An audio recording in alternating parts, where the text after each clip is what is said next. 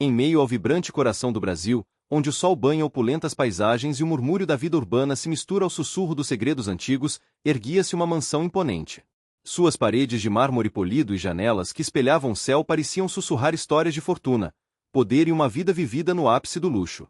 O jardim, uma tapeçaria verdejante de folhagens tropicais e flores exóticas, guardava a entrada para um mundo onde cada objeto, cada obra de arte, exalava riqueza. Contudo, em meio a tanto esplendor, havia algo sutil, quase imperceptível, que repousava em um canto discreto da grande sala, um simples retrato. Mas não era um retrato comum, ele era o guardião silencioso de um passado extraordinário, a chave para desvendar uma teia de destinos entrelaçados que a opulência da mansão tentava, em vão, esconder. Ana, uma mulher de meia idade, com as mãos calejadas pela vida e os olhos azuis carregados de uma humildade gentil, era a personificação da simplicidade e da resiliência. Sua vida, tecida com fios de sacrifício e trabalho árduo, nunca havia conhecido o brilho do luxo. Cada linha em seu rosto contava uma história de superação, de amor dedicado aos seus filhos e da busca incansável por uma dignidade que o mundo tantas vezes parecia negar. Agora, o destino, com sua ironia peculiar, a tinha levado às portas daquela mansão monumental, onde ela havia conseguido emprego como empregada doméstica para um milionário recém-chegado ao Brasil. A oportunidade era um bálsamo para sua alma cansada, um fio de esperança em meio às incertezas da vida. Enquanto Ana varria, polia e organizava os vastos salões da mansão, sentia-se um peixe fora d'água, uma simples canoa navegando um oceano de riquezas. As tapeçarias persas sob seus pés, os lustres de cristal que pendiam como cascatas congeladas, os móveis antigos que pareciam conter a sabedoria de séculos, tudo era um espetáculo opulento que a fazia sentir-se pequena e, ao mesmo tempo, grata. Gratidão por ter um teto, por ter sustento, por poder enviar dinheiro para sua família, tão longe de todo aquele esplendor. A mansão era um labirinto de luxo, um testamento ao bom gosto do seu proprietário, mas para Ana, era apenas seu novo local de trabalho, um ambiente a ser respeitado e cuidado com o mesmo zelo que dedicava sua própria casa, por mais modesta que fosse. Em uma tarde rotineira, Ana se dedicava à limpeza da vasta sala principal, uma galeria de retratos de família que adornavam as paredes. Eram rostos altivos, sorrisos contidos, olhares cheios de dignidade. A história de uma linhagem que, para Ana, era completamente desconhecida.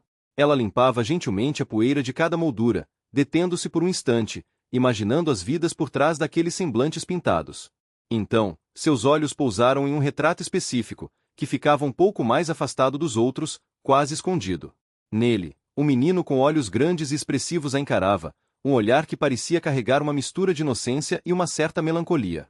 Mas não foi apenas o olhar que a paralisou, foi o colar que o menino usava no pescoço, um pequeno adorno com um pingente em formato de estrela. Uma onda de reconhecimento gelado a atingiu, percorrendo cada fibra de seu ser, como um choque elétrico. Suas mãos tremeram, e a flanela que segurava caiu no chão. O ar ficou rarefeito, e o luxo ao redor pareceu recuar, substituído por um túnel em sua mente que a levava para muito longe no tempo. O colar. O colar do menino era idêntico a um que ela mesma usava na infância, um presente precioso que tinha carregado consigo através dos anos, um elo com um passado quase esquecido, mas profundamente enraizado em sua memória. Grito silencioso. E rompeu dentro dela, as palavras presas na garganta, a mente em turbilhão. A memória adormecida, guardada a 7 chaves em seu coração por décadas, acendeu-se como um farol em meio à névoa. Aquele menino, aquele colar, era impossível, mas tão real. Para não perder o desenrolar dessa história que promete tocar sua alma, inscreva-se agora no canal. As surpresas estão apenas começando. A imagem do menino no retrato parecia ganhar vida diante de seus olhos, cada traço, cada curva, ressoando com uma melodia dolorosamente familiar no fundo de sua alma. Ana revisou mentalmente as feições, comparando-as com as de uma criança que havia marcado profundamente seu passado, uma pequena sombra que ela carregava em seu coração por décadas. As semelhanças eram mais do que meras coincidências, eram um eco perturbador, quase uma afronta ao tempo que tentará apagar aquelas memórias. O formato dos olhos, o leve sorriso, até mesmo a maneira como os cabelos caíam sobre a testa daquele retratado, tudo nela gritava: é ele. Sua mente, como um projetor antigo, disparou um filme em preto e branco, transportando-a de volta para um pequeno e frio orfanato no interior do Brasil, décadas atrás. Ana era então uma criança mais velha, talvez de 10 ou 11 anos, e ali, em meio a todas as outras crianças esquecidas, havia um menino, um pequenino com não mais que 3 ou 4 anos, que ela carinhosamente chamava de pequeno. Ele era frágil, muitas vezes doente, e tinha um olhar assustado que encontrava em Ana seu único refúgio.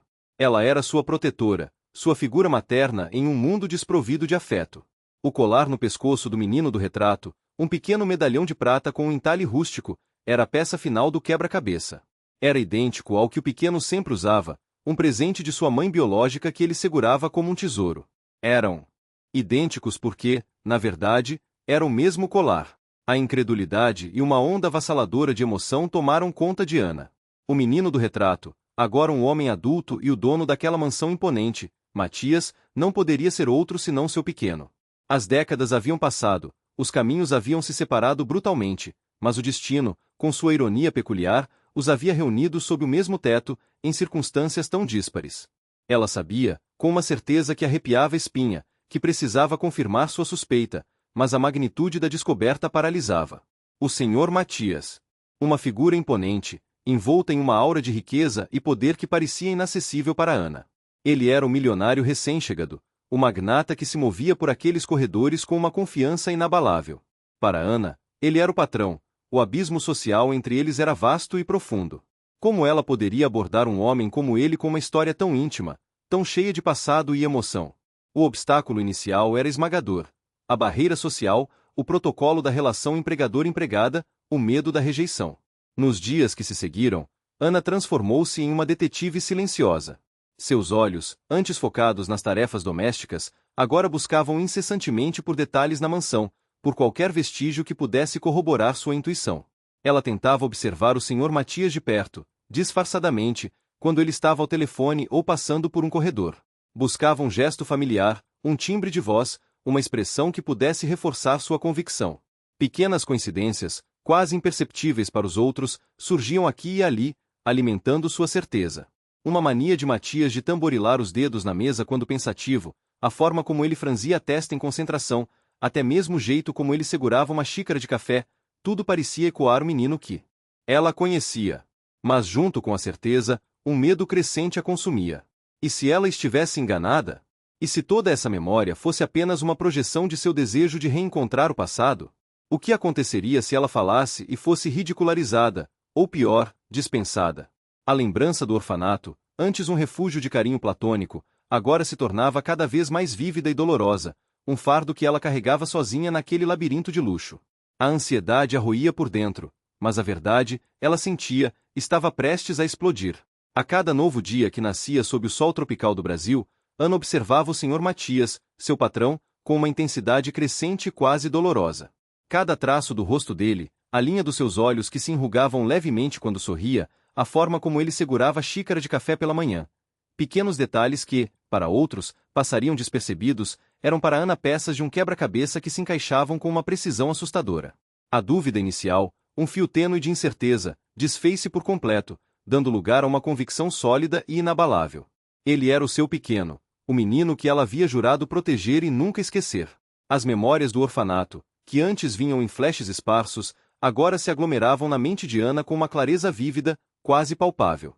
Ela se via novamente, uma menina um tanto mais velha do que o menino, com os cabelos escuros e a pele marcada pelo sol, caminhando pelos corredores frios do orfanato. Ao seu lado, sempre, estava ele, um garotinho miúdo, com olhos grandes e curiosos, e um sorriso que, apesar de toda a tristeza ao redor, conseguia aquecer seu coração. Eles eram inseparáveis, dois pontos de luz na escuridão daquelas paredes institucionais. Quando a fome apertava, Ana dividia seu pedaço de pão. Quando o medo da noite chegava, ela contava histórias na penumbra, inventando mundos onde eles eram príncipes e princesas, livres de qualquer dor.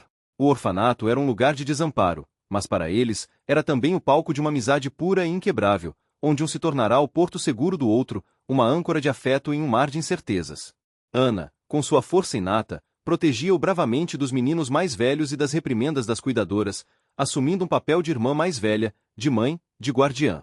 Mas a inocência daqueles dias não durou para sempre. A lembrança mais dolorosa de todas era a da separação. Um dia, uma família rica, vinda de uma cidade distante, chegou ao orfanato. Eles escolheram o pequeno. Ana recordou-se do desespero rasgando seu peito, uma dor tão aguda que ainda podia senti-la decades depois. Ela agarrou a mãozinha dele, os olhos marejados, enquanto ele, confuso e assustado, olhava para ela em busca de uma explicação que ela não podia dar. "Eu vou voltar por você", Pequeno, ela sussurrou, as lágrimas escorrendo livremente, nunca se esqueça de mim. Eu prometo que vou te encontrar. A imagem dele, os olhos fixos nela enquanto era levado, o pequeno colar de madeira que ela mesma havia feito para ele balançando em seu pescoço, ficou gravada em sua alma. A promessa de reencontro, sussurrada em meio a soluços, tornou-se o mantra silêncio de sua vida. Agora, a promessa ecoava mais alto do que nunca. Ana não conseguia mais conter a torrente de emoções que a invadia.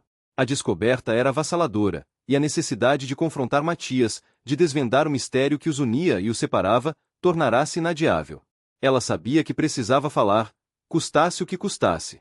O medo da incerteza, do que ele pensaria, das consequências de sua revelação, era grande, mas a força daquela promessa antiga era maior. Em um fim de tarde, quando a mansão estava mais silenciosa e a luz do sol poente pintava a sala principal de tons dourados, Ana se viu diante do retrato novamente.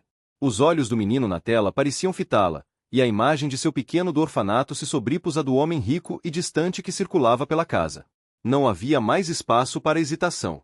Impulsionada por uma força que vinha de seu passado mais profundo, pela emoção crua e pela certeza inabalável, Ana não se controlou. A promessa vinha à tona, rasgando o silêncio daquela sala grandiosa. Ela sentia a necessidade urgente de expressar o que estava em seu coração, de quebrar as barreiras do tempo e da convenção social. Era um grito silenciado por décadas, prestes a ser libertado. O ar denso da mansão parecia prender a sua respiração, mas ela precisava que ele soubesse, que ele se lembrasse. E então, com uma força que parecia vir de todas as memórias acumuladas de uma vida inteira de sacrifícios e esperanças, Ana soltou um grito que ecoou pelas paredes suntuosas da mansão, quebrando o silêncio respeitoso que normalmente pairava sobre aquele ambiente opulento. Esse menino morou comigo no orfanato. A frase, carregada de desespero e uma verdade inegável, reverberou pelos corredores, alcançando os ouvidos de Matias, que estava naquele exato momento passando por uma galeria adjacente. Ele parou abruptamente, virando-se, surpreso e com uma leve irritação por aquela ousadia. Quem era essa empregada para perturbar a paz de sua casa com tal clamor? Com uma expressão confusa e um olhar interrogativo, Matias se aproximou, a figura imponente projetando uma sombra sobre a frágil Ana. Ele exigiu uma explicação, a voz controlada, mas com um traço de autoridade inquestionável. Ana, com a voz embargada pelas lágrimas e pela repentina explosão de emoção, tentou falar. As palavras saíam atropeladas, quase ininteligíveis no início. Ela apontava para o retrato. Depois para si mesma, lágrimas escorrendo livremente pelo rosto marcado pelo tempo e pelo trabalho. Senhor Matias, eu sou a Ana. A Ana do orfanato. Eu cuidei de você. Você era o meu pequeno. Ela mencionava detalhes íntimos, pequenos momentos e segredos que só eles dois poderiam compartilhar.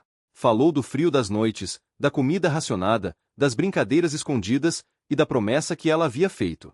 Desesperadamente, ela tentava reconstruir uma ponte sobre um abismo de décadas, usando fragmentos de uma memória que para ela era tão viva quanto o dia de ontem. Matias, no entanto, reagiu com o ceticismo inicial. Seus olhos, antes dominados pela surpresa, agora mostravam uma mistura de desconfiança e até um certo desdém. Ele pensou que Ana, talvez por alguma doença mental ou por pura má-fé, estivesse tentando se aproveitar da situação. Ele não tinha qualquer memória de um passado em orfanatos. Sua infância, conforme o que lhe contaram e o que ele recordava, havia sido entre seus pais adotivos desde muito pequeno, em um lar amoroso e confortável. A ideia de que aquela mulher humilde e desconhecida pudesse ter feito parte de sua história parecia absurda, quase uma afronta à sua realidade bem estabelecida. Ele balançou a cabeça, descrente, e um olhar de repreensão começou a tomar conta de suas feições. Mas Ana não desistiu. Com uma convicção que brotava da alma, ela insistiu, mencionando o colar. O colar. Você usava um colar, igual ao meu. De madeira, que eu fiz para você, ela exclamou, tocando o próprio pescoço como se ainda pudesse sentir ali a joia que guardava a chave de suas lembranças. Ela tentava procurar vestígios do colar em si mesma, talvez um medalhão guardado, ou qualquer outro objeto que pudesse servir como prova irrefutável da ligação que ela insistia existir entre eles. A mente dela corria, buscando no emaranhado de sua própria história algo físico, palpável, que pudesse convencer aquele homem de que ela não estava delirando. As palavras de Ana, a intensidade de sua emoção genuína, as lágrimas que lavavam seu rosto, e especialmente a menção do colar, um detalhe tão específico e íntimo, começaram a semear uma pequena semente de dúvida na mente de Matias. Uma leve perturbação. Ele olhou para o retrato do menino novamente, sua versão mais jovem, e depois para Ana. Embora ele não tivesse memórias claras, algo nas palavras dela, na urgência de sua voz, ressoava de uma forma estranha.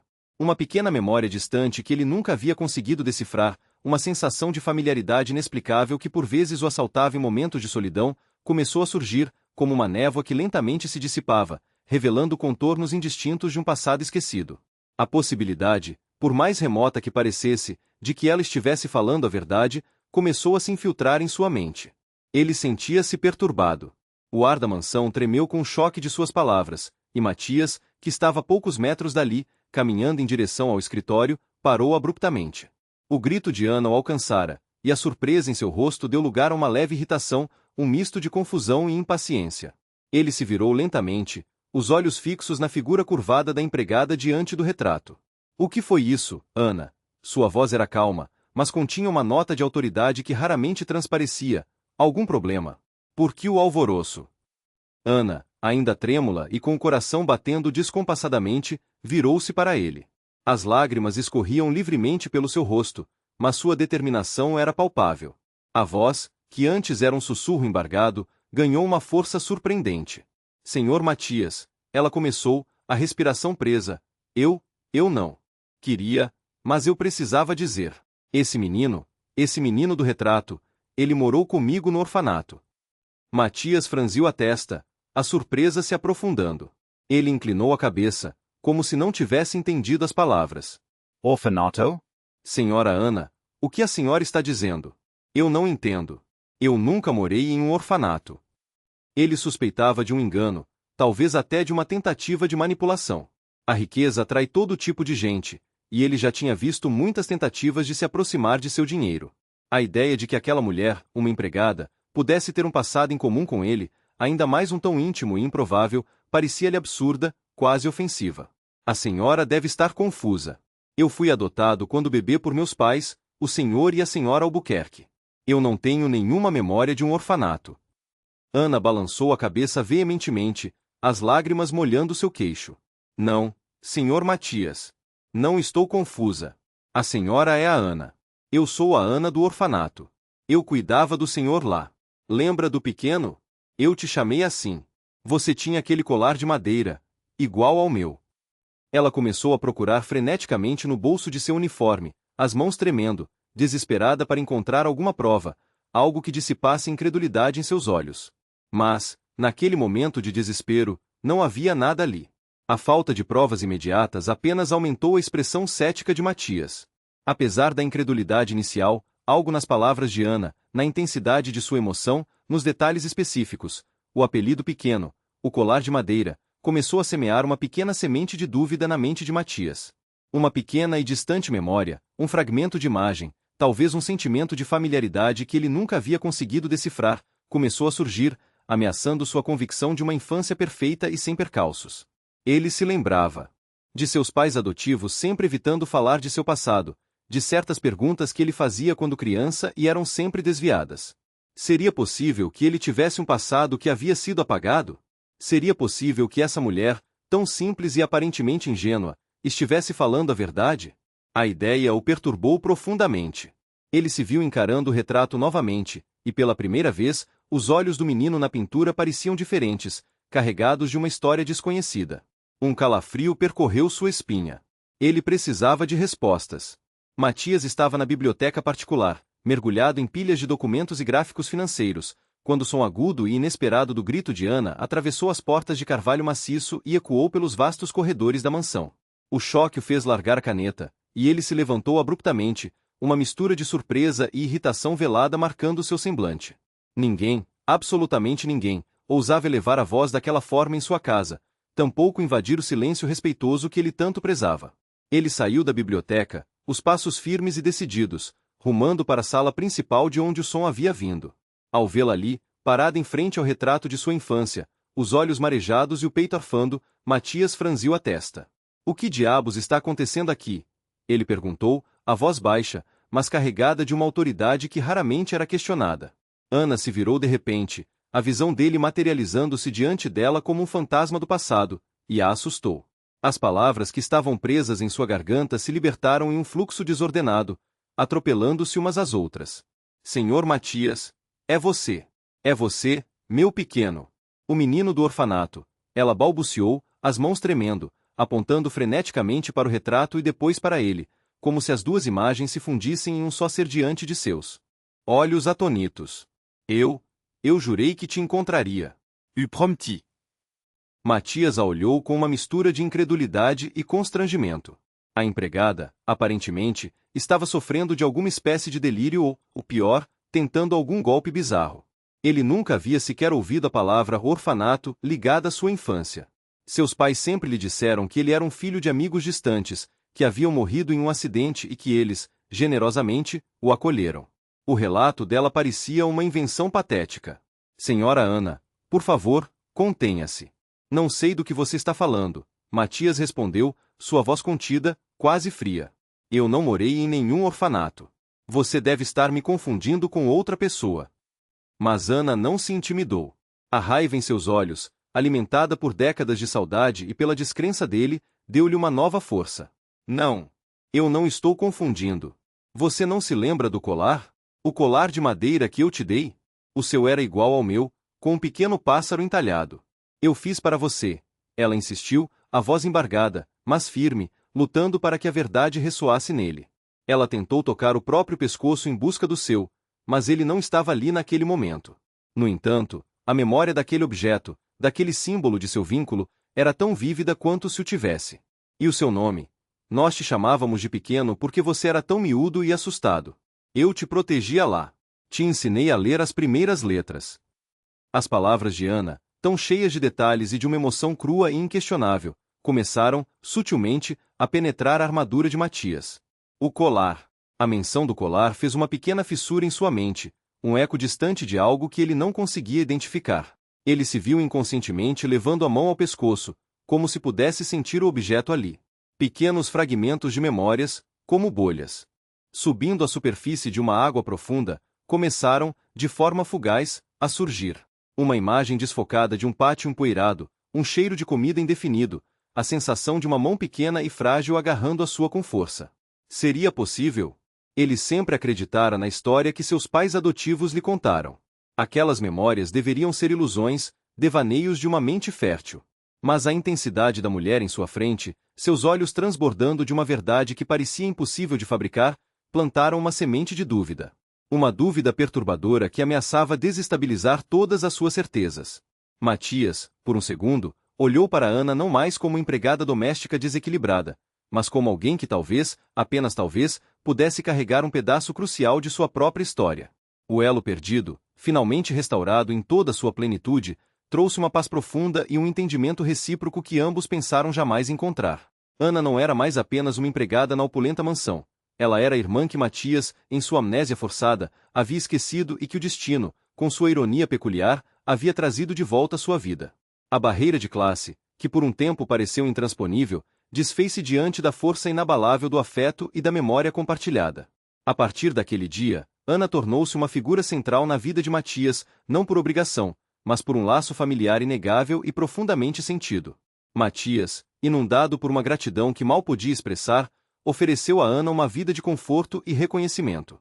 Ele insistiu para que ela não precisasse mais trabalhar, que sua nova posição seria a de um membro da família, desfrutando de todas as regalias que ele podia proporcionar. Mas Ana, em sua humildade intrínseca e com a dignidade que sempre a caracterizou, recusou a oferta de uma vida de ócio. No entanto, ela aceitou a mudança de status, permanecendo na mansão, mas agora como uma figura de confiança, uma conselheira, uma amiga e, acima de tudo, a guardiã das memórias que Matias havia recuperado. Ela passou a gerenciar a casa de forma mais informal, compartilhando suas experiências de vida e sua sabedoria prática, tornando o ambiente, antes grandioso e impessoal, em um verdadeiro lar. Suas mãos, antes ocupadas com as tarefas de limpeza, agora preparavam os chás favoritos de Matias, organizavam os arquivos familiares e, ocasionalmente, plantavam flores no vasto jardim, trazendo vida e cor para cada canto da propriedade. A história chega ao seu emocionado desfecho com Ana e Matias sentados juntos no suntuoso jardim da mansão, sob o sol gentil, compartilhando lembranças do orfanato. As memórias antes dolorosas, associadas à pobreza e à separação, agora eram recontadas com um tom de ternura e um certo brilho nos olhos. O orfanato, o lugar de onde ambos vieram e onde seu vínculo se forjou, não era mais apenas um símbolo de dor ou perda, mas sim o alicerce de uma conexão inquebrável, um ponto de partida para a extraordinária jornada de vida de ambos. A riqueza material que cercava Matias, os objetos de arte e o luxo da mansão, tudo aquilo perdia o significado diante da imensa riqueza da conexão humana e do amor reencontrado. Eles eram, novamente, Ana e Pequeno, unidos pelo passado, enriquecidos pelo presente e com um futuro de cumplicidade e afeto. A narrativa desta jornada enfatiza a profunda importância das raízes de cada um, da inestimável memória que nos define e de como o amor e a conexão humana possuem uma força transcendente, capaz de superar o tempo, as barreiras sociais e as provações mais difíceis da vida. É uma história que nos lembra que, por vezes, os tesouros mais valiosos não são encontrados em cofres bem guardados, mas sim nos laços que estabelecemos uns com os outros, encontrando sempre um caminho para se manifestarem, mesmo depois de décadas. A jornada de Ana e Matias é um testemunho de que a esperança e o amor verdadeiro sempre encontram seu caminho de volta. Se você foi tocado por esta extraordinária história de reencontro e superação, não se esqueça de se inscrever no nosso canal para não perder mais narrativas inspiradoras como esta. Deixe seu comentário abaixo e nos diga o que você achou da jornada de Ana e Matias. Sua opinião é muito importante para nós. E fique ligado, pois no nosso próximo vídeo, exploraremos outras histórias emocionantes que destacam a resiliência do espírito humano e a força dos laços que nos unem. Até lá! Grandeza quase intimidante que Ana, uma mulher de meia-idade com as mãos calejadas pela vida de trabalho árduo, encontrou seu novo emprego. Ana não era estranha ao sacrifício. Sua vida fora uma sucessão de desafios superados com dignidade e resiliência. Cresceu num bairro humilde, onde cada dia era uma batalha, e aprendeu desde cedo o valor do trabalho honesto. Seus olhos, embora cansados, guardavam a chama de uma bondade inabalável e uma sabedoria adquirida nas vicissitudes da existência. O convite para trabalhar na mansão do milionário recém-chegado ao Brasil foi, para ela, uma bênção. Uma oportunidade de aliviar o peso de anos de esforço, uma chance de talvez, pela primeira vez em muito tempo, respirar um pouco mais aliviada. Ao adentrar os domínios da mansão, Ana sentia-se um peixe fora d'água. Cada cômodo parecia um museu particular, um labirinto de luxo que a fazia sentir-se pequena e deslocada. As porcelanas chinesas, os cristais lapidados à mão, o dourado reluzente de cada detalhe, tudo era um contraste gritante com a simplicidade de sua própria vida. No entanto, sua gratidão pela oportunidade superava qualquer sensação de estranhamento. Com a vassoura em mãos e um pano de polir ao lado, ela se dedicava com afinco a cada tarefa, movendo-se com discrição entre os objetos de valor inestimável. A jornada era longa e o trabalho exaustivo, mas a esperança de um futuro mais estável para si e sua família a impulsionava. Ela limpava os lustres de cristal que pendiam como cascatas de luz, aspirava os tapetes que pareciam engolir seus passos, e polia a madeira que exalava um aroma suave de antiguidade e riqueza. Certo dia, a tarefa de Ana a levou à vasta sala principal. O espaço, com tetos altíssimos e janelas que se abriam para jardins exuberantes, era dominado por uma galeria de retratos. Imagens de pessoas sorridentes, de gerações passadas e presentes da família do milionário, adornavam as paredes com molduras suntuosas. Ana limpava o pó de cada uma delas, sua mente vagando por paisagens familiares, quando de repente, seus olhos pousaram em um retrato em particular. Era a imagem de um menino, talvez com uns 7 ou 8 anos de idade. Seus olhos tinham uma profundidade incomum para sua idade, e um sorriso singelo brincava em seus lábios. Mas não foi apenas o sorriso ou o olhar que prenderam a atenção de Ana. Foi o colar em seu pescoço. Uma pequena corrente de prata que trazia um pingente em forma de estrela, com uma pequena gema azul incrustada no centro. Um arrepio percorreu a espinha de Ana, suas mãos pararam de polir, o pano escorregando e caindo no chão com um som abafado. Um choque profundo, quase elétrico, a atingiu. Seu coração disparou, batendo forte no peito como um tambor descompassado. Aquela imagem, aquele menino, aquele colar, uma memória longínqua e adormecida, enterrada sob anos de trabalho e responsabilidades, começou a se agitar em sua mente, ganhando forma e cor com uma velocidade assustadora. O colar era idêntico. Idêntico ao que ela mesma usava na infância, uma lembrança preciosa de um passado que ela nunca esperou reviver. Uma parte de seu passado que ela achava ter sido esquecida para sempre. A realidade começou a se distorcer, os luxuosos móveis ao redor sumiram de sua visão, substituídos por vislumbres de um lugar muito diferente, muito mais humilde.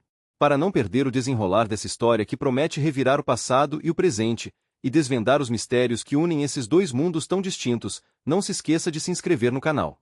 Acompanhe cada reviravolta dessa jornada emocionante. Inundado por uma gratidão que mal podia expressar, ofereceu a Ana uma vida de conforto e reconhecimento. Ele insistiu para que ela não precisasse mais trabalhar, que sua nova posição seria a de um membro da família, desfrutando de todas as regalias que ele podia proporcionar. Mas Ana, em sua humildade intrínseca e com a dignidade que sempre a caracterizou, recusou a oferta de uma vida de ócio. No entanto, ela aceitou a mudança de status, permanecendo na mansão, mas agora como uma figura de confiança, uma conselheira, uma amiga e, acima de tudo, a guardiã das memórias que Matias havia recuperado. Ela passou a gerenciar a casa de forma mais informal, compartilhando suas experiências de vida e sua sabedoria prática, tornando o ambiente, antes grandioso e impessoal, em um verdadeiro lar. Suas mãos, antes ocupadas com as tarefas de limpeza, agora preparavam os chás favoritos de Matias, organizavam os arquivos familiares e, ocasionalmente, plantavam flores no vasto jardim, trazendo vida e cor para cada canto da propriedade. A história chega ao seu emocionado desfecho com Ana e Matias sentados juntos no suntuoso jardim da mansão, sob o sol gentil, compartilhando lembranças do orfanato. As memórias antes dolorosas, associadas à pobreza e à separação, agora eram recontadas com um tom de ternura e um certo brilho nos olhos. O orfanato, o lugar de onde ambos vieram e onde seu vínculo se forjou, não era mais apenas um símbolo de dor ou perda, mas sim o alicerce de uma conexão inquebrável, um ponto de partida para a extraordinária jornada de vida de ambos. A riqueza material que cercava Matias, os objetos de arte e o luxo da mansão, tudo aquilo perdia o significado diante da imensa riqueza da conexão humana e do amor reencontrado. Eles eram, novamente, Ana e Pequeno, unidos pelo passado, enriquecidos pelo presente e com um futuro de cumplicidade e afeto. A narrativa desta jornada enfatiza a profunda importância das raízes de cada um, da inestimável memória que nos define e de como o amor e a conexão humana possuem uma força transcendente, capaz de superar o tempo, as barreiras sociais e as provações mais difíceis da vida. É uma história que nos lembra que, por vezes, os tesouros mais valiosos não são encontrados em cofres bem guardados, mas sim nos laços que estabelecemos uns com os outros, encontrando sempre um caminho para se manifestarem, mesmo depois de décadas. A jornada de Ana e Matias é um testemunho de que a esperança e o amor verdadeiro sempre encontram seu caminho de volta. Se você foi tocado por esta extraordinária história de reencontro e superação, não se esqueça de se inscrever no nosso canal para não perder mais narrativas inspiradoras como esta. Deixe seu comentário abaixo e nos diga o que você achou da jornada de Ana e Matias. Sua opinião é muito importante para nós. E fique ligado, pois no nosso próximo vídeo, exploraremos outras histórias emocionantes que destacam a resiliência do espírito humano e a força dos laços que nos unem. Até lá! Ana, ainda com o coração aos pulos, revisava mentalmente cada traço do menino retratado. As feições, o formato do nariz, o contorno dos lábios, o olhar, tudo evocava a imagem de uma criança que havia marcado sua alma de forma indelével. Ela tentava ligar os pontos, as semelhanças eram perturbadoras demais para serem coincidências. Era como se, por um instante, o tempo tivesse voltado décadas, transportando-a para um pequeno quarto abafado de um orfanato em alguma cidade do Brasil, um lugar onde a inocência se misturava com a dura realidade. Naquele orfanato, há muito tempo, Ana era uma garotinha um pouco mais velha, talvez uns 10 ou 12 anos, e carregava em si uma responsabilidade precoce. Ela era protetora de um menino pequeno, frágil, de olhos grandes e marejados, um serzinho que se agarrava a ela como um náufrago se agarra à única boia no oceano. O menino, que ela carinhosamente chamava de Pequeno, era seu refúgio e sua razão de ser naquele ambiente hostil. E o colar, o pequeno colar de metal retorcido que o menino usava, idêntico ao dela, era o símbolo inquebrável de sua ligação. A incredulidade e uma onda avassaladora de emoções começaram a tomar conta de Ana. O menino do retrato, aquele homem adulto e imponente que era o dono daquela mansão gigantesca, o Sr. Matias, só podia ser o seu Pequeno. A certeza a atingiu com a força de um raio. Ela sabia, com cada fibra do seu ser, que era ele. Mas como? Como um garoto órfão, que ela pensava ter perdido para sempre, poderia ter se tornado um milionário tão poderoso? A mente de Ana girava em busca de respostas, de confirmações. A imponente figura do milionário, Sr. Matias, pairava como um fantasma sobre seus pensamentos. Sua riqueza e poder pareciam inacessíveis para Ana, uma barreira intransponível. Como ela, uma simples empregada, poderia abordar um homem daquele porte com uma história tão íntima e inacreditável? O obstáculo inicial não era apenas a diferença social abissal, mas também a dúvida corroedora. Como ele reagiria? Ele se lembraria dela? Ou a consideraria uma louca, talvez uma interesseira? Impulsionada por uma necessidade incontrolável de confirmar sua suspeita, Ana começou a explorar a mansão com um novo olhar. Cada objeto, cada fotografia, cada detalhe se tornava uma pista em seu quebra-cabeças pessoal. Ela tentava observar o Sr. Matias de perto, estudando seus gestos, o timbre de sua voz, buscando qualquer traço familiar que reforçasse sua convicção.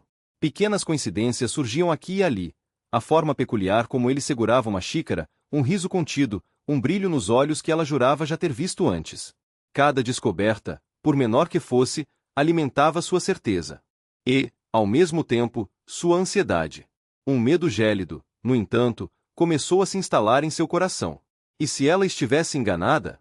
E se toda aquela certeza fosse apenas fruto de uma saudade antiga, uma projeção de desejos inatingíveis? O risco de ser dispensada, de perder o emprego e a dignidade, era real e assustador. A lembrança do passado no orfanato, que antes trazia um conforto agridoce, agora se tornava cada vez mais vívida e dolorosa, um fardo que ela não sabia como carregar ou, mais importante, como revelar. A cada dia que passava, Ana observava o Sr. Matias com uma intensidade crescente. Cada traço do rosto dele, a forma de seus olhos, um gesto específico que ele fazia ao pensar ou ao beber seu café matinal, tudo isso a convencia ainda mais, com uma certeza quase tangível, de que aquele homem imponente era o seu pequeno. Não era mais uma dúvida, mas uma convicção que se solidificava a cada encontro visual, a cada palavra dita por ele, mesmo que não fossem dirigidas a ela. As semelhanças, que antes pareciam apenas coincidências, agora se revelavam como evidências irrefutáveis de uma ligação que o tempo não conseguiu apagar. Aprofundando-se nas lembranças, o narrador nos transporta para o passado de Ana e do menino no orfanato. Eles eram inseparáveis, um o porto seguro do outro em meio à dureza daquele ambiente. O menino, que ela carinhosamente chamava de pequeno, era frágil, um pouco mais quieto, e dependente da atenção e do amparo de Ana.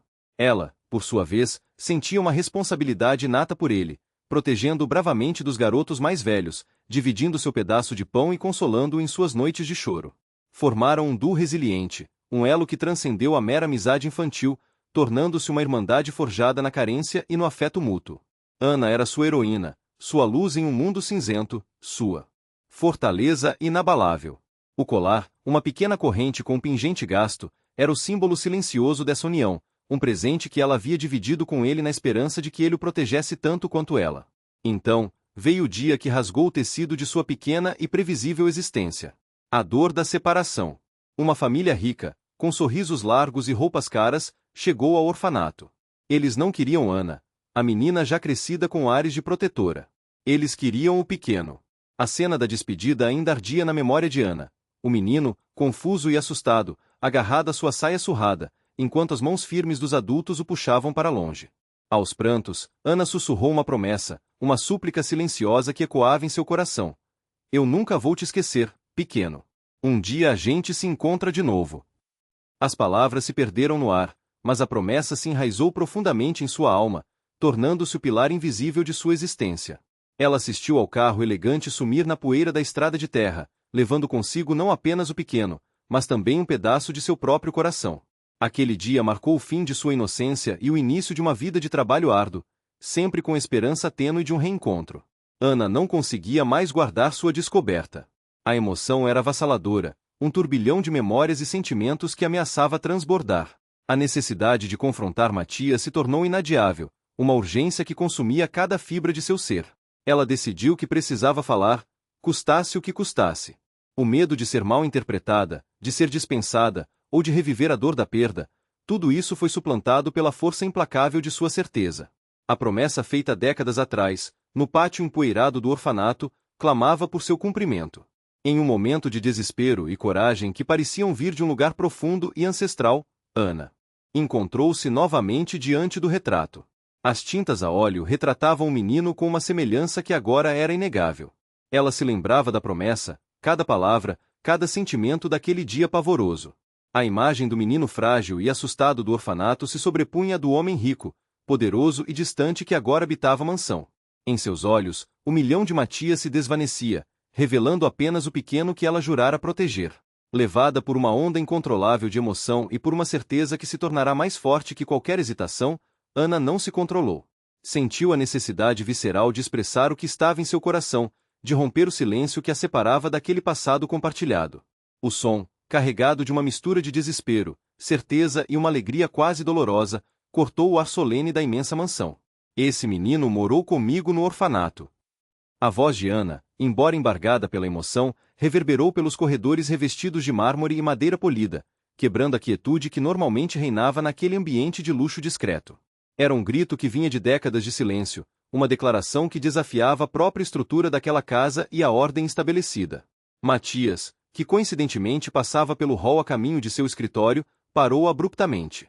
O grito, tão inesperado e carregado de uma intensidade crua, o pegou de surpresa. Virou-se, com uma expressão de estranhamento e uma leve irritação pela ousadia da empregada que acabará de proferir tal absurdo. Quem era ela para gritar assim em sua casa? E o que diabos ela queria dizer com isso? Franziu a testa enquanto se aproximava dela, seus passos ecoando no silêncio que se seguiria ao estrondo emocional de Ana. O que foi isso? Do que a senhora está falando? Questionou ele, com um tom de voz que não admitia contestação, mas que denotava uma curiosidade inicial, ainda que velada por sua pose imponente. Ana, com o rosto banhado em lágrimas e as mãos trêmulas, tentou articular as palavras, mas a emoção aprisionava sua voz. Apontou para o retrato, onde o menino de olhar familiar a encarava, e então para Matias, alternadamente. Senhor Matias, eu sou a Ana. A Ana do orfanato, conseguiu balbuciar, sua voz falhando por entre os soluços. Eu o conheço. O senhor? Era o pequeno. O menino do retrato. Ele morou comigo no orfanato. Eu o protegi. As palavras jorraram, atropeladas e fervilhantes de um passado que ela havia guardado por tanto tempo. Ela mencionou detalhes íntimos, a cor das paredes descascadas, o sabor da sopa rala, o gato malhado que perambulava pelo pátio, coisas que só alguém que viveu lá poderia saber. Ela falou do colar, do pingente que ambos tinham, uma prova irrefutável de sua conexão. Matias ouvia, seus olhos estreitados em uma mistura de descrença e confusão. Orfanato? Colar. Ele repetiu as palavras de Ana como se fossem ditas em uma língua estrangeira. Seu semblante endureceu. Para ele, aquilo soava como uma tentativa barata de extorsão ou, o pior, um delírio. Ele não tinha memória de nenhum orfanato. Sua infância havia sido, em sua mente, em um lar amoroso, embora rico, onde nunca lhe faltou nada. A ideia de ter sido um órfão abandonado era alienígena, ofensiva até. Acho que a senhora está se confundindo. Eu nunca morei em orfanato algum. E não faço ideia do que está falando sobre colares, disse ele, sua voz agora mais ríspida, a paciência diminuindo. Ele chegou a pensar que talvez ela estivesse confusa ou tentando se aproveitar de sua posição para algum ganho financeiro. Afinal, empregadas às vezes inventavam histórias para se manter nos empregos ou para pedir vantagens. Mas Ana não se intimidou. A verdade era sua armadura. O colar, senhor. O colar que o senhor usa no retrato. É o mesmo que eu dei para o pequeno. O meu era igual.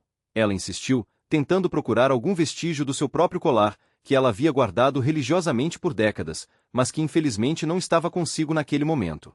Eu posso mostrar. Eu guardei o meu. Uma corrente de prata com um pingente de estrela. O seu era uma lua, lembra? Ela implorou, buscando nos olhos de Matias qualquer traço de reconhecimento. Sua convicção era tão palpável, sua dor tão genuína, que mesmo a couraça de ceticismo de Matias começou a rachar. As palavras de Ana, a intensidade de sua emoção, os detalhes surpreendentemente específicos que ela descrevia sobre o orfanato e, principalmente, a menção ao colar que ele de fato usava no retrato desde criança, um colar que ele sempre achou que fosse apenas um presente de família sem grande significado, começaram a semear uma dúvida inquietante na mente de Matias. Uma pequena memória distante, um fragmento de um sonho esquecido, ou talvez apenas uma sensação de familiaridade inexplicável, começou a surgir nas profundezas de sua consciência. Ele olhou novamente para o retrato, então para Ana, e a certeza inabalável em seus olhos perturbou-o profundamente. Seria possível? Ela estaria falando a verdade? A questão pairou pesada no ar, uma revelação que poderia desestabilizar os alicerces de toda a sua vida. Intrigado e visivelmente perturbado pela declaração apaixonada de Ana, Matias decide investigar as alegações que pareciam tão absurdas à primeira vista, mas que, de alguma forma, ressoavam em seu subconsciente. Ele pede a ela para contar mais sobre o orfanato e o período em que supostamente teriam vivido lá. A voz de Ana, antes embargada pelo desespero, ganha uma nova força ao se apegar à oportunidade de compartilhar suas memórias. Ela descreve detalhes minuciosos, a cor das paredes descascadas, o sabor da sopa rala servida no jantar, os brinquedos improvisados, a risada de outras crianças, os cantos escondidos onde se refugiavam. Cada palavra é um fio que Matias começa a tecer, reconstruindo um passado que ele pensava não existir. O narrador, então, nos transporta para a perspectiva do menino Matias no orfanato. As memórias dele são fragmentadas, como sonhos distantes e nebulosos, mas a figura de uma menina mais velha, protetora e carinhosa, começa a se solidificar. Ele lembra de uma mão pequena segurando a sua, de um sussurro reconfortante em noites escuras, de pequenas porções de comida divididas secretamente. Havia uma sensação de segurança e pertencimento que, após a adoção, foi substituída por um vazio inexplicável, preenchido, mas nunca completamente apagado, pelo amor de seus novos pais. Os pais adotivos, na tentativa de lhe proporcionar um novo começo livre de traumas, haviam gradualmente subvertido suas memórias do orfanato, fazendo-o acreditar que sua origem era mais abstrata, menos dolorosa. Assim, a imagem daquela menina, sua protetora, permaneceu em uma área limítrofe de sua mente, um fantasma querido sem nome ou história clara. Matias, inicialmente cético, agora escuta Ana com uma atenção crescente, cada detalhe evocando uma vaga familiaridade. Ele começa a buscar registros antigos, fotos, qualquer coisa que pudesse comprovar a história de Ana. Com o auxílio de seus advogados e pesquisadores particulares, ele mergulha em uma busca exaustiva. Após dias de investigação incansável, fuçando em arquivos poeirentos de instituições governamentais e antigas paróquias, ele descobre documentos irrefutáveis da sua passagem pelo orfanato. E, ao lado de seu nome, em vários registros de cuidados e observações, constava o nome de uma menina mais velha que era sua cuidadora designada e com quem ele compartilhava um vínculo especial, Ana. A confirmação é dolorosa e avassaladora. Ele encontra cópias antigas de uma ficha de admissão, anotações de assistentes sociais e até uma fotografia embaçada, onde um menino pequeno e magricela se agarrava a uma menina um pouco mais velha, ambos com olhares de esperança e resignação. O colar no pescoço do menino na foto era idêntico ao que ele havia visto no retrato em sua sala de estar. A verdade se revela de forma brutal e inegável, como um raio que ilumina um quarto escuro, expondo cada detalhe antes oculto. Chocado e profundamente emocionado, Matias percebe que a mulher humilde à sua frente, a empregada que ele havia tratado com a indiferença polida que reservava a todos os seus funcionários, era a Ana de sua infância. Era a única pessoa que, em um período de tamanha vulnerabilidade e desamparo, realmente o amou e protegeu. A mulher que havia gritado em sua sala não era uma histérica ou uma mentirosa, mas uma eco de seu passado, um elo crucial com suas próprias raízes, um pedaço de sua alma que ele nem sequer sabia que estava faltando. Ele sente uma pontada aguda de culpa e vergonha. Como pôde ignorar, ou pior, apagar de sua memória, uma figura tão fundamental em sua formação? A imagem imponente do magnata dá lugar à fragilidade de um menino que não reconhecera sua própria salvadora. Inundado por uma avalanche de emoções, Matias procura Ana. Ele a encontra na cozinha, silenciosamente cumprindo suas tarefas, o olhar distante e melancólico. Seus olhos se cruzam, e o olhar de Matias agora era completamente diferente do distanciamento indiferente de antes. Não havia mais a barreira invisível de riqueza e status, mas sim um olhar de profundo reconhecimento, de emoção crua e de uma gratidão imensa, que prometia iniciar um novo capítulo em suas vidas. Matias, após a revelação chocante e a busca incessante por respostas, finalmente encontrou Ana. Seu semblante, antes marcado pela confusão e incredulidade, agora expressava uma mistura de alívio e profunda emoção. A voz, geralmente firme e controlada, estava embargada quando ele proferiu as palavras que Ana esperava ouvir há tantos anos. Ana, você estava certa. Eu sou seu pequeno. Ele se aproximou, os olhos marejados, e pediu perdão, não apenas por sua incompreensão inicial, mas também pela amnésia que o privou de lembrar uma parte tão fundamental de sua infância e da pessoa que tanto significou para ele. Disse que a vida o havia blindado de certas verdades, mas que agora, olhando para ela, tudo fazia sentido. O reencontro foi um rio de emoções represadas por décadas, finalmente fluindo livremente. Não havia mais a barreira entre patrão e empregada, apenas duas almas ligadas por um passado indelével. Lágrimas escorreram, lavando as mágoas do tempo e as feridas da separação. Em um abraço apertado, longo e silencioso, eles se reconectaram, selando a certeza de que o tempo não havia apagado o vínculo. Era um abraço que contava uma história de dor, de abandono, mas também de uma promessa que, contra todas as probabilidades, encontrava seu cumprimento. Matias sentiu o calor humano que há muito havia esquecido, um calor que o transportava de volta para a infância, para os braços protetores de Ana. Matias, então, com um brilho nos olhos, revelou um segredo que guardava consigo desde a infância, um objeto que para ele era apenas um amuleto sem significado. Do bolso interno de seu paletó de grife, ele retirou um colar. Era o outro lado daquele mesmo pingente, o par que Ana havia dividido com ele no orfanato. A corrente, um pouco mais lustrosa pelo tempo, era inconfundível. Eu sempre tive isso, Ana. Meus pais adotivos disseram que era um presente da minha mãe biológica, mas nunca soube a história completa. Ana, com as mãos trêmulas, abriu a gola de sua blusa simples, revelando seu próprio colar, gasto e quase sem brilho, mas intacto. As duas peças, juntas, formavam um símbolo completo, um elo de seu passado que ele finalmente compreendia. O encaixe foi perfeito, um clique suave que ressoou como um eco de um tempo distante, preenchendo o vazio de anos. Com a voz mais clara, Matias explicou o motivo de sua amnésia. Seus pais adotivos, pessoas de muitas posses, mas com a melhor das intenções, haviam decidido construir uma nova história para ele. Eles lhe disseram que havia sido encontrado em um cesto na porta de um orfanato, sem história anterior, sem família, uma folha em branco. Queriam protegê-lo da dor de um abandono real e do estigma de ter sido uma criança em um lar temporário. Eles haviam suprimido intencionalmente, mas com o amor equivocado, todas as memórias de seu período no orfanato, fazendo acreditar que sua vida havia começado ali, naquela porta. Não havia maldade em suas ações, apenas uma tentativa desesperada de oferecer um novo começo, limpo, sem o peso do passado. Ambos refletiram sobre as ironias impressionantes do destino. Quem diria que a empregada que limpava sua mansão seria a única pessoa que se recordava de sua verdadeira origem, a irmã de alma que ele havia perdido e reencontrado. A vida os havia unido novamente de uma forma tão inesperada, em circunstâncias tão contrastantes, provando que nem o tempo, nem a riqueza, nem a amnésia poderiam apagar os laços verdadeiros. O reencontro, antes impensável, era agora mais pura realidade, um testemunho do poder indestrutível da conexão humana. O elo perdido estava finalmente restaurado. Ana não era mais apenas uma empregada na opulenta mansão. Ela havia sido elevada a um status que transcendia qualquer título profissional. Ela era a irmã de alma que Matias pensou ter perdido para sempre, a única testemunha viva de sua infância mais tenra, a guardiã de memórias que ele mesmo não possuía. A barreira social, antes tão intransponível, desfez-se como névoa ao sol, deixando à mostra a profunda conexão humana que os unia. A mansão, antes um símbolo da distância entre seus mundos, tornou-se o palco para a reconstrução de um passado compartilhado e o alicerce de um futuro inesperado. Matias, transbordando de gratidão e carinho, ofereceu a Ana uma vida de conforto e reconhecimento que ela jamais ousara sonhar. Ele insistiu veementemente para que ela não precisasse mais trabalhar, que seus dias de esforço exaustivo estavam definitivamente no passado. Propôs que ela se dedicasse a qualquer coisa que lhe trouxesse alegria, que vivesse a vida com a dignidade e a paz que sempre mereceu.